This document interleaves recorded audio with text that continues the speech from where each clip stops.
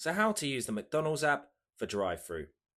So to use the McDonald's app at a drive-thru, it's a very simple process, and even better, you don't need to make any orders within the app. All you need to do is log into your McDonald's app and get the 4-digit code. So once you're at the drive-thru and your car is obviously stationary, you'll then want to load up your McDonald's app. And once you've loaded up your McDonald's app, you'll simply just want to click on code right here. Then once you've clicked on code, it should bring you to this page here.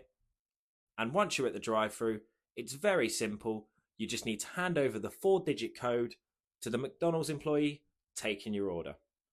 So you don't need to make any orders within the app. When you're at the drive-thru, the McDonald's employee may ask if you're using the app, and this is when you will need to give them that 4-digit code.